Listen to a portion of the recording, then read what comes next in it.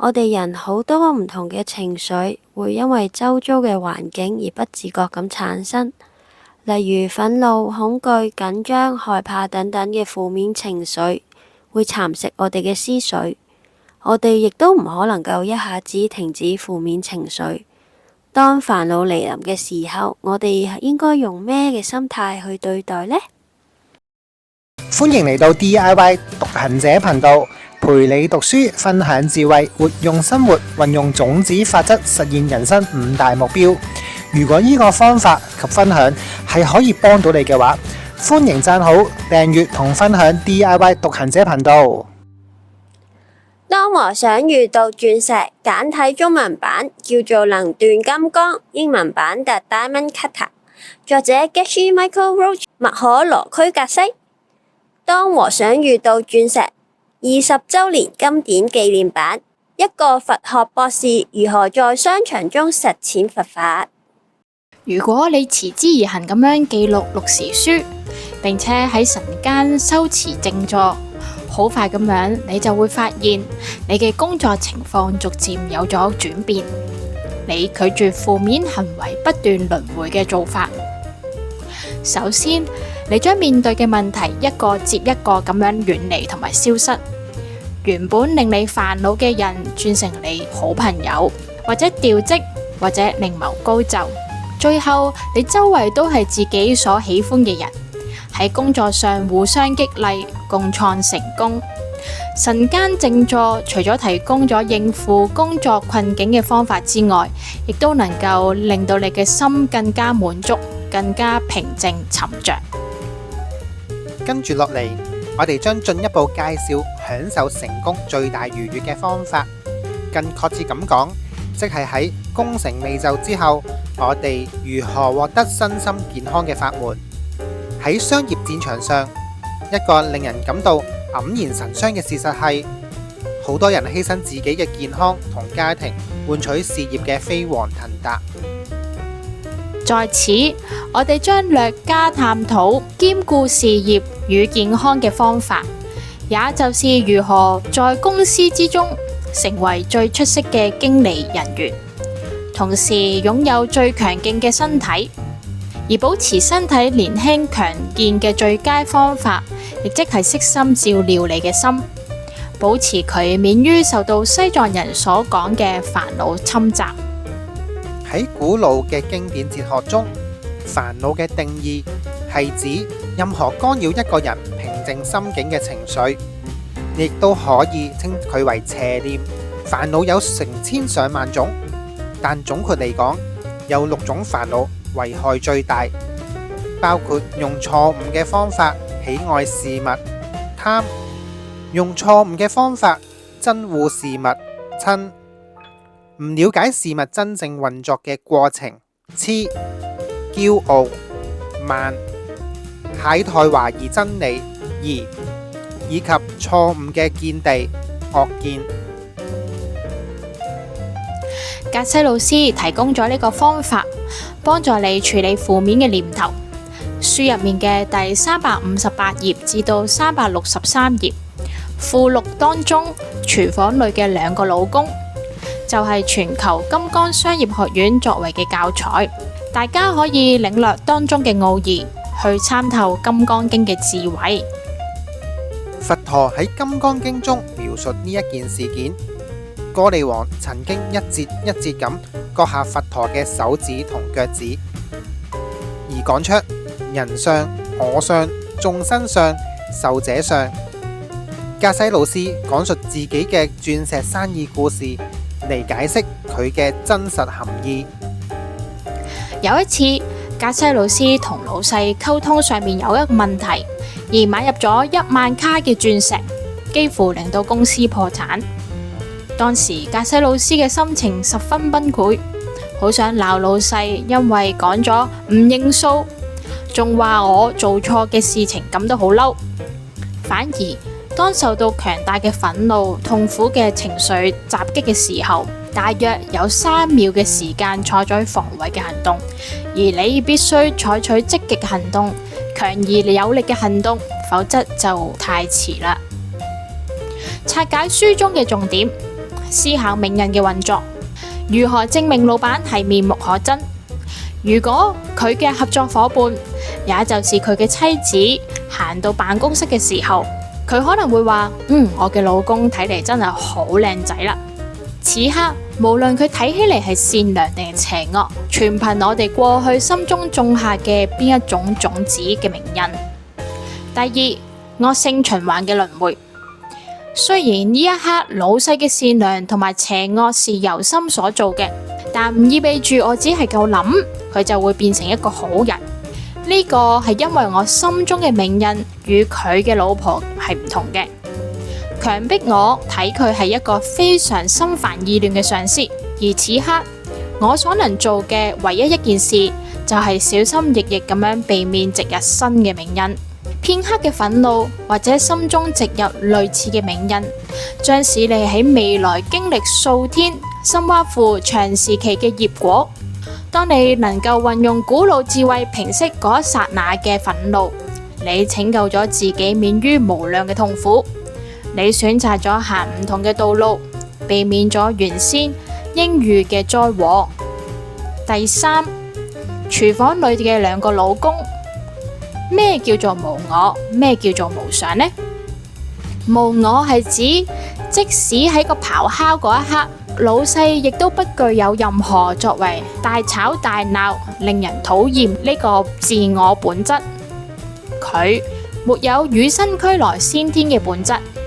如果佢真係具備咗令人討厭嘅天性本質，咁樣佢嘅老婆應該認為佢係一個令人乞人憎嘅人。然而佢嘅老婆卻唔係咁樣諗嘅。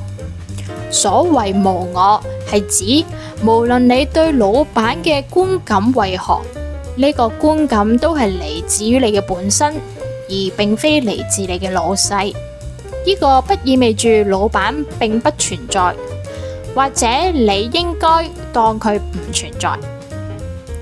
無常係指你停止用錯誤嘅方法去看待你嘅老闆。也就是說，你停止認為佢嘅惡形惡狀係嚟自於佢嘅本身，而應該將佢視為一片空白嘅熒幕。當佢嘅老婆眼中，熒幕播放係一部熱門嘅電影，喺你嘅眼中，即係一部恐怖片，而你嘅心自然係影片嘅投影機。過去行為嘅銘印就係你投影機運轉嘅電力。整個事情，你眼中同人哋嘅眼中嘅自己，以及你眼中和人哋眼中嘅老闆三個要素，的確嘅係真實嘅。真實嘅人會痛苦，真實嘅公司係會遭到損失，真實嘅副總裁嘅假期獎金係會冇晒嘅。然而，引發喺呢一件事實嘅原因，都唔係你嘅習慣認為嘅原因，佢源自於你過去嘅行為。因果老闆，2號老闆就係因果老闆，佢係我種子創造出嚟。照古老講法，因果老闆等同緣起，我哋必得承認因果老闆確實存在。5. 潛質老闆，1號老闆可稱為潛質老闆，古老嘅講法為空性老闆，因為佢唔係嚟自於我嘅講法，係唔存在噶。注意呢度用做雙重否定句，佢純粹就係唔可能存在。呢個講法證明一切存在皆來自我哋自己種下嘅種子，我哋點樣對人，就會受到點樣嘅對待。6. 唯有空性老闆能惹你唔高興。問你一個問題，老闆話你而令你唔開心，你唔開心嘅老闆係邊一位？係1號定2號老闆？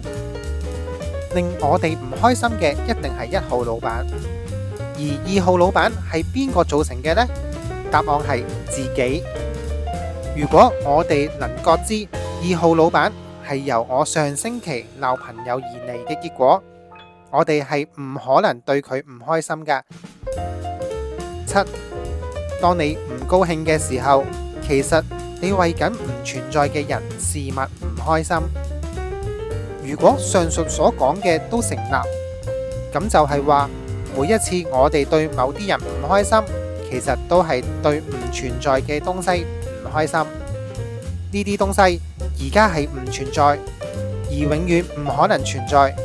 意思就係喺人生當中，我哋有過嘅每一份負面情緒，對象都係根本唔存在嘅人事物。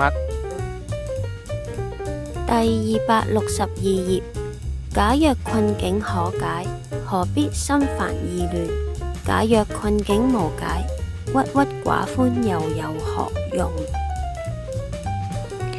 當我哋好嬲同心情惡劣嘅時候，回想起廚房裏面嘅老公，呢個方法能夠幫助你停一停本能直覺，鍛煉你嘅意識肌肉，以理性對付本能直覺。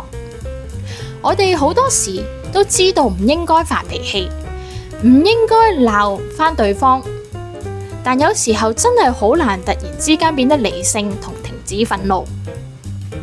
啱啊，修行從來都唔容易，除咗事業，仲有4大範疇，每一個範疇同樣都有機會遇到唔如意嘅事。除咗做一啲向上循環嘅因，都需要停止播種向下循環嘅果。既然果嚟到嘅時候，當刻已經受咗果帶來嘅感覺。既然今日我哋學習到種種子，不如我哋就嘗試去重新種下向上循環嘅因，就能停止向下循環嘅果。哪怕你當刻冷靜3秒，以本能直覺還擊對方，已經係修行嘅開始。當然，上一集講到嘅冥想工具，每日揾同一個時間靜一靜落嚟，清理思緒，係一種意識鍛煉。長期有一個意識嘅鍛煉，係有效咁去察覺自己嘅情緒。書中第10章所講，格西老師講述有啲人犧牲健康來換取事業同埋財富嘅成就。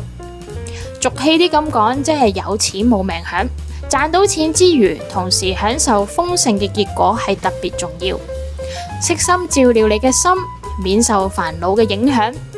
你嘅心即係你嘅意識，免受情緒帶到煩惱嘅境地。當你能夠照料好你嘅心，就正如第12章咁講，停止向下循環嘅種子，調翻轉，將唔好嘅事情嘅出現，重新種翻向上循環嘅種子，反而出現意想不到嘅結果。結果，格西老師將呢件事嘅問題睇成新嘅契機，化憤怒為力量，運用佢嘅創新，將1萬卡嘅鑽石切割成心形鑽石，最後賣出好價錢，並且成為熱賣嘅商品。而關於點樣有創新嘅諗法，格西老師任職喺安鼎國際鑽石公司嘅第15年期間，一直奉行圓圈嘅法則，逢星期3請假，脫離日常工作嘅常軌同埋單一嘅心態，進入各種唔同嘅方向同埋領域，刻意咁將佢嘅心抽離喺工作嘅技術細節，將佢嘅心暴露於清新創造力嘅源頭，即係靜默。